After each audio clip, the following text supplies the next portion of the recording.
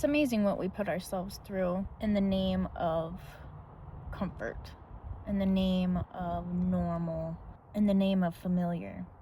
And the challenge of putting ourselves through something that's unfamiliar and changing habits and practicing skills that we are definitely out of our league on is really the only way to keep moving. I've got to this point where it's not about what I've accomplished. It's not about what I know, but rather being intrigued with everything I don't know and learning new ways to do things. I can't say that I did it all correctly, but I'm now in the motion of actually putting to work what it is that I've been learning. And it's very frightful. It's one of those scaredy cat moments that I feel like a little Bia by even bringing it up, but it's a part of the process, and it's something that you hear people talk about, but I don't know if you really see too many people in the mix of it. And if you do, then you're watching people who are in the mix of it who have had practice of being in the mix of it.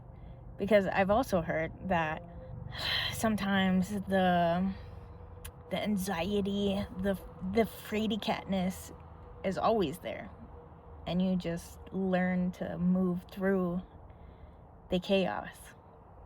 It's interesting to me, the simple basics of, I guess, society norms are something that, for me, I haven't practiced the best techniques in mastering them. It's come to my attention that my previous self-medicating has stunted my growth in my social anxiety and my social awareness. It's affected me socially.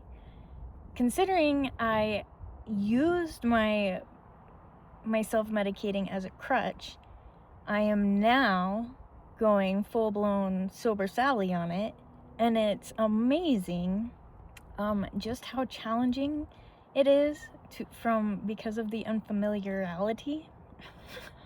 To some degree, it even seems silly to talk about, considering the fact that I have been a barber, a bartender, many different career choices that have required me to have conversations, to be around people.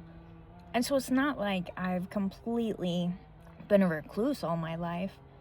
It's the fact that I used a crutch in order to get comfortable and never allowed myself to learn how to socially interact without it. And so now that I'm facing head on this challenge, it makes me very aware of how much I've stunted myself. And it's also interesting how whenever you become aware of the things that you could practice in a more beneficial way, how much more time it takes for you to decide what is the right choice, because you know that what you have been doing isn't going to get you to where you want to be, but then that maybe it's the perfectionism that gets in there that makes me question myself of, am I making the right choice? I have to mentally prepare and overthink myself into making the right choice, into slowing down and paying attention to what I'm doing.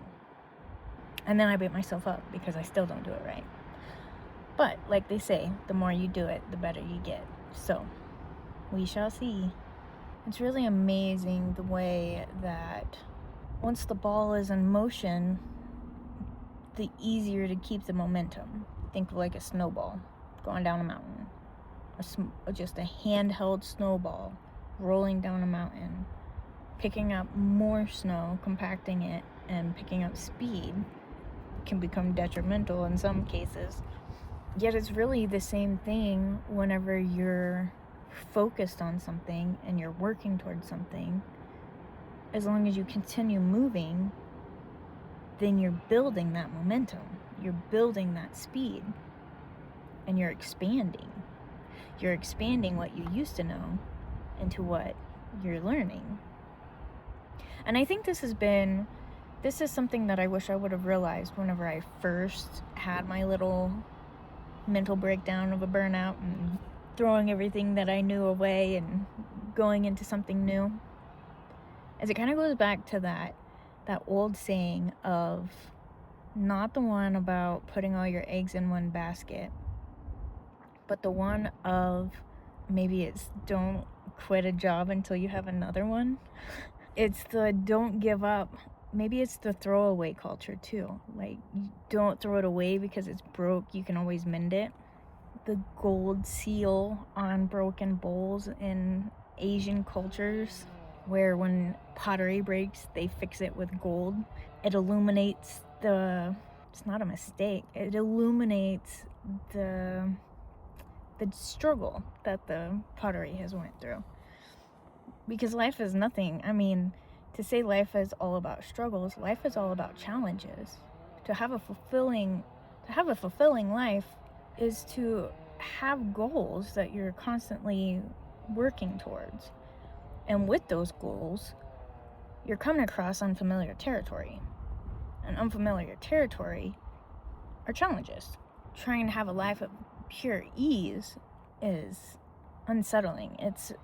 It takes away the challenge, and it makes it, at least for me, I found it takes away from the excitement of living. I used to always say when you stub your toe, like it's that reminder that you're still alive. It's that pattern interrupt to jolt you back to life from your autopilot living. And I think that's kind of where I'm at. I know that it was an autopilot for so long that once I woke up and I realized that I wanted more than what I had going on, I jumped the gun and tried to do too much at once. Tried to throw away what I knew to turn into something completely different when I didn't have the belief, for one, and for two, wasn't 100% sure what I was getting myself into. I think that's where I understand like surface level and the symptoms compared to going deep and like the root of the cause. Because burnout is not a root. Burnout is a symptom. And that symptom is something that has grown over time. Grown through the habits that you've created or that you've allowed. And I know for myself that there was a lot of personal skills. There was a lot of personal work I could have done. I could have set more boundaries. I could have had more of a balanced outlook on things, and instead of going all or nothing, I could have eased my way into it. And this is different for everyone. I have a bit of a addiction to adrenaline, and what I've concluded, the things that I wanted that created excitement, that gave me the adrenaline rush, were physical sources. And now, to find that same feeling of life, of feeling alive, this whole speaking thing has become my new source of adrenaline, because it's scary. It's the fraidy cat. It's the unfamiliar that is just gonna take a little time to get more familiar with. But what is adrenaline? It's nothing more than fear added in with the rush. At least that's how I'm looking at it. Finding myself a safer route of adrenaline and focusing it all on this new skill. And who knows? Considering the fact that I don't know exactly what it is that I want to do next, coming back to the basics and finding the skills to expand on and improve it's the skills that I'm working on that will open up the doors and the opportunities for whatever's to come. Like, for me, myself, and I get bored rather easily. So I know that for me, what I find interesting today is going to be something that I'm not interested in a week or a month from now. Maybe not even tomorrow. But I have come to terms with the fact of at least making this decision on what I can do as a base layer root solution that can then expand into whatever it expands to. The opportunities are endless. And it really took me a while. It really took me a while to come to figure out that all the surface level stuff that I thought that I needed, all the stuff that I thought that I wanted, once I achieved it, it just didn't fill the cup. It wasn't the fulfillment that I was looking for. And so my thought is if I can get down to this root layer, build up these skills, then whatever kind of excitement I want after that is just part of the journey, is part of the exploration. So with that, what's your underlying challenge? Where could you improve that you could expand where you're at, or take what you've known and expand upon that into your new direction? Because if you're here, you're over what has gotten you here. And to move forward, it's all about continuing to learn. So until next time, bye.